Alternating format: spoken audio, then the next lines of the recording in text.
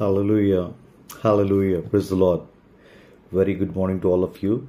Hallelujah. आज की सुबह प्रभु के इस कलाम की रोटी के साथ आपस में संगति करना चाहते हैं। और आज सुबह जो खुदा ने एक जो बात आत्मा में डाली वो ये है कि कई बार हमारी सफरिंग्स एक ऐसे पीक पे पहुंचकर यकीनन खुदा के जलाल का एक बड़ा जरिया बन जाती है। और उसके लिए बनस्बत कि हम अपनी सफरिंग्स, अपनी परेशानियों के लिए रोना पीटना मचाएं, उसको एक खुदन के नज़रिए से देखें कि उसमें भी शायद परमेश्वर ने एक बड़ी भलाई, अपनी बड़ी महिमा छुपा रखी हो। और आज की सुबह इवन वॉशरूम में भी मुझे ये ख्याल आ रहा था कि मैं इसके लिए वीडियो बनाऊं कि ताकि मैं और आप, हम सब लोग रोज़ पर रोज़ अलग अलग जीवन के थपेड़ों से, परेशानियों से गुजरते हैं। और परेशानियों का आना लाजमी है। जब तक मेरा आप शरीर में हैं ये चीज़ें आती रहेंगी। मगर इसलिए यीशु मसीह ने खुद कहा कि इस संसार में कलेश होता है, मगर ढांढस बांधो, मैंने संसार को जीत लिया है और मैं अपनी शांति तुम्हें दिए जाता हूँ। तो जब तक आप इस संसार में रहेंगे, कलेशों का आना और ऐसे आपके जीवन रूपी बोर्ड पर ऐसे थपेड़ों का लगना और टूटने के कगार पर भी पहुंचने वाली स्थिति में भी खुदावन आपको संभालेगा, क्योंकि वो जरूरी है कि वो आपकी वोट में होना चाहिए। मतलब वो हर एक तूफान को डांट कर शांत करने की सामर्थ रखता है। और इसलिए खुदावन चाहता है कि मुझे नहीं मालूम किस तरह के तूफान में, लाइफ के किस तरह के स्टॉर्म्स में से आप गुजर रहे हैं और परिस्थितियाँ शायद बेबयां हो, मतलब आप किसी को डिस्क्लोज भी नहीं कर सकते। But I am telling you, there is a formula for receiving miracle from God.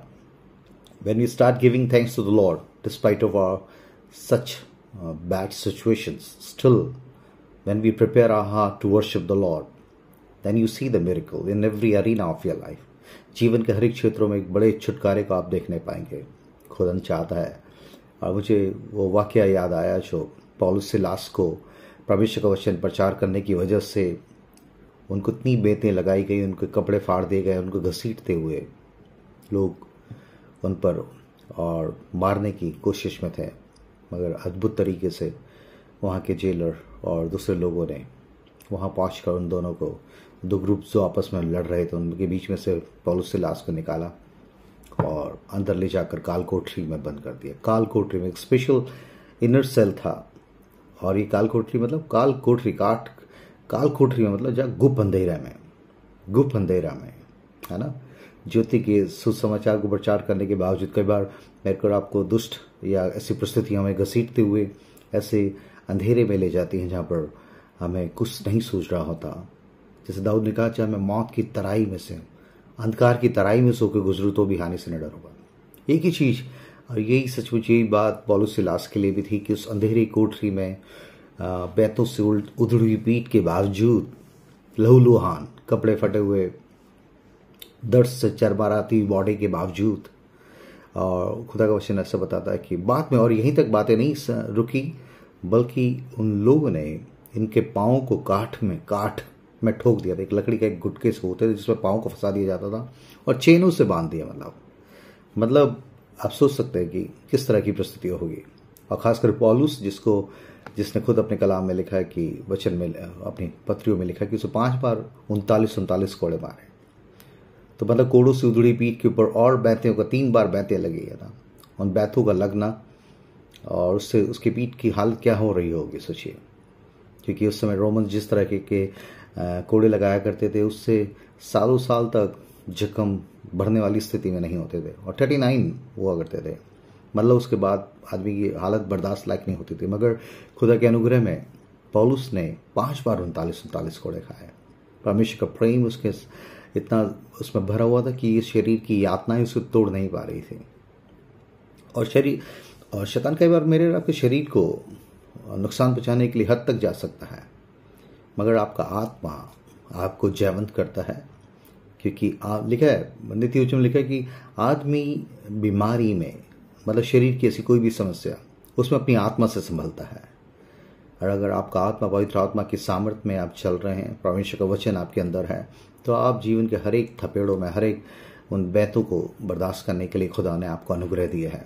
यार आप भी पौलुस की तरह कह सकेंगे परमेश्वर जो मुझे अनुग्रह देता है उसमें मैं सब कुछ कर सकता हूँ। तो इस बात को मैं याद कर रहा था कि ऐसी बुरी परिस्थिति में उस काल कोठरी में अंधेरे की कोठरी में जहाँ हाथ को हाथ नहीं सूझ रहा, ऐसे में लिखा है उदय कलाम में लिखा है वो रात के आधी पहर परमेश्वर का धन्यवाद करने लगे। रात का आधी पहर, इट्स वेरी ऑड टाइम। परमेश्वर के भवन में परमेश्वर के लोगों के साथ जूम मीटिंग्स में या अपने लोगों के फेलोशिप के बीच में आराधना स्तुति करना बहुत ईजी लगता है, मगर ऐसी स्थिति में, ऐसे मेरे ऑड टाइम में कभी आपने रात को 2:30-3 बजे उठकर आराधना शुरू करी है? बहुत मुश्किल बात है। मगर ये शख्स, ये दोनों रात के आधी पहर में, मतलब रात के 2:30-3 बजे के करीब उठकर ऊंचे शब्द से परमेश्वर की स्तुति कर रहे थे। ऐसे नहीं, मैं तो समझता हूँ कि अगर कोई शारीरिक लोग होते तो वो अपनी हालतों के लिए बड़बड़ाते या झुंझलाते, परमेश्वर तेरा वचन का प्रचार कर रहे थे, देखो हमारी क्या हालत हो गई और आपने हमें क्यों नहीं बचाया और क्या कुछ हमारे शरीर की हालत है और आप हमें निकालें यहाँ से, कुछ भी करें। मगर नहीं, वो अपनी परिस्थितियों पे नहीं रो रहे थे, अपनी हालतों पे नहीं रो रहे थे, बल्कि इन चाबुकों से, उन बेतों से उधड़ी पीठ के बावजूद रात के आधी पहर में, मतलब वेरी ऑड टाइम। मतलब आपने कभी, आपने सचमुच ऐसी परिस्थितियों में, ऐसे टाइम पे खुदा की स्तुति करी है जब आपको कोई नहीं देख रहा, कोई नहीं सुन रहा और बिल्कुल परिस्थितियां और आपका शरीर आपके बिल्कुल खिलाफ जा रहा है।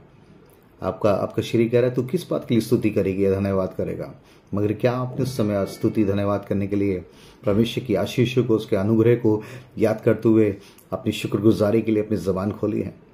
इसमें बहुत बड़ा मिरेकल छुपा है। और इन लोगों ने रात के आधी पहर में, वेरी ऑड टाइम, ऐसी बुरी नेगेटिव सिचुएशंस में खुदा की स्तुति करने के लिए ठान लिया था और ऊंचे शब्द से परमेश्वर की स्तुति करने लगे। और स्तुति इतनी powerful, that's true spiritual act of worship की सही बात है कि अपने शरीर को, लिखा अपने शरीर को जीवित पवित्र परमेश्वर को भावता हुआ बलिदान करके चढ़ाओ। यकीन इन्होंने शरीर को इस तरीके से चढ़ा दिया था कि इनकी आराधना यकीनन हेवन तक पहुंची और एक बड़ा अर्थक्वेक, एक बड़ा भूचाल, एक जलजला उस स्पेसिफिक इस कारावास में, इस प्रिजन में आया कि वहां की नींवें हिल गई।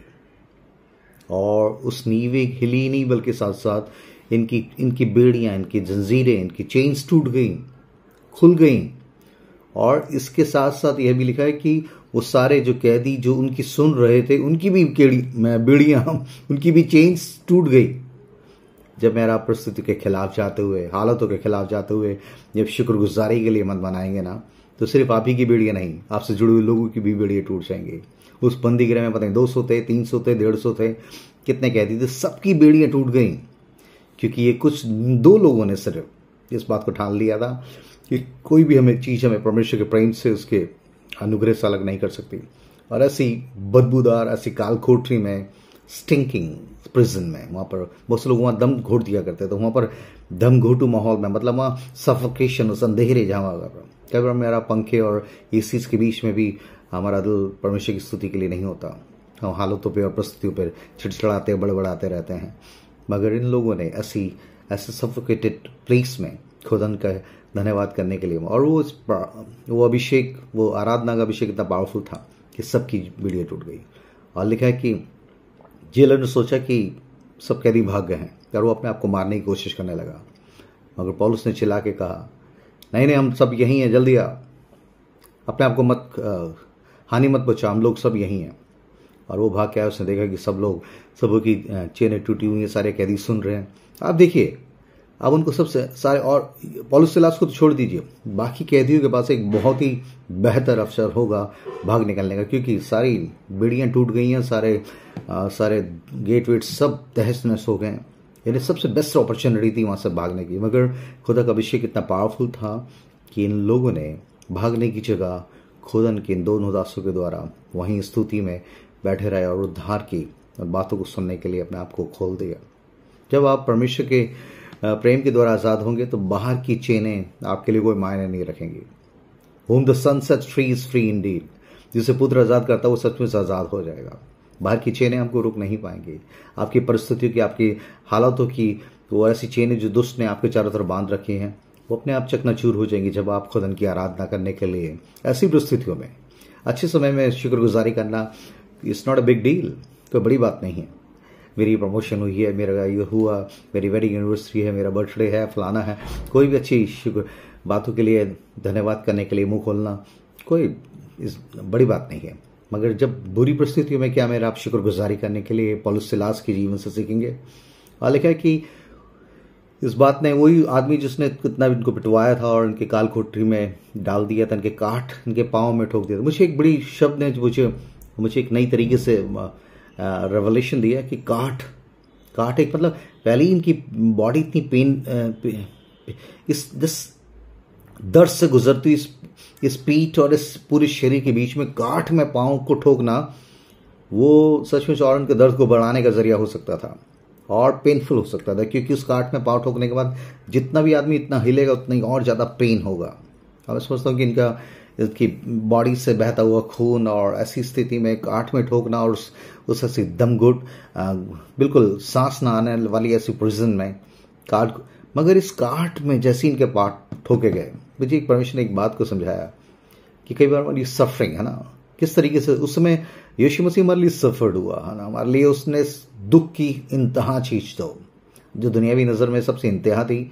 श्रापित वो शख्स जो खुदा कलाम में लिखा, श्रापित वो शख्स जो काट पे लटकाया जाता है। वो लानत की उस क्रूस को जब यीशु मसीह ने वहां जाकर उद्घोष लिखा, जय की ध्वनि सुनाई, वहां पर उसने सारी बेड़ियों को तोड़ डाला, शैतान के सारे अधिकारों को खुल्लम खुल्ला तमाशा बनाया। कहां पे?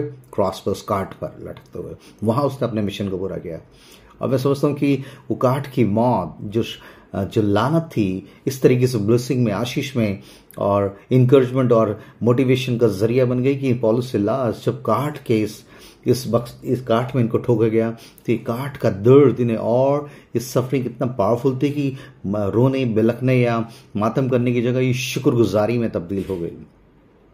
हो सकता है कि दोस्त ने भी आपको इस तरीके से बांधने के लिए या रोक के रखने के लिए कुछ भी कोशिश करी हो और वो आपसे कह रहे कि इस बात के लिए धन्यवाद करेगी या करेगा, कुछ भी तो तेरे साथ अच्छा नहीं हो रहा, मगर उसी समय परमेश्वर चाह रहा है कि मेरा इसको मुंह तोड़ जवाब देने के लिए शुक्रगुजारी में चले जाएं।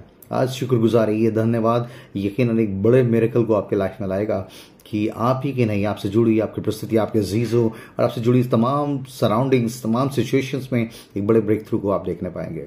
और वही जेलर बाद में जिसने घाव दिए थे, लिखा घाव धोए उसने रात में, और अपने पूरे खानदान को बुलाकर उससे वचन सुना और उसी रात बपतिस्मा लिया। जो लोग आपको घाव दे रहे हैं और दुष्ट ने शायद आपकी पीठ को क्या, अपने पूरे शरीर को और आपकी परिस्थितियों को अच्छी तरीके से बैतों से छेद डाला है, मगर आपकी शुक्रगुजारी एक बड़े मिरेकल को अपने सराउंडिंग्स में, अपने लोगों के बीच में लाने का आपको जरिया बनाया जा रहा है। बरसते कि आप परिस्थिति और हालातों की परवाह किए बिना खुदन के अनुग्रह में, उसके फजल में शुक्रगुजारी के लिए वो खोले। God bless you all. प्रभु आपको एक नई ब्रेक थ्रू का एक्सपीरियंस में लेने जा रहा है। And you going to break every change from your life. Just start worshipping God. Just start worshiping God. Hallelujah. Just worshiping God. Hallelujah. In the name of Jesus, Lord, let the spirit of worship will come upon every single child and connected with this video. Let your glory shine upon them. The things which is really stopping them, the change is stopping them, has to be break down in Jesus' name. यीशु के नाम में, यीशु के नाम में, यीशु के नाम से उनकी बीमारियों की, उनकी फाइनेंशियल क्राइसिस के, उनके बेइज्जती की, उनकी जिल्लत की और ऐसी बातें जिन्होंने उनको बांध रखा है, यीशु के नाम से टूट जाए, यीशु के नाम से टूट जाए। In the name of Jesus every chain has to be broken in the name of Jesus Christ of Nazareth. I believe it and receive it from this day onward.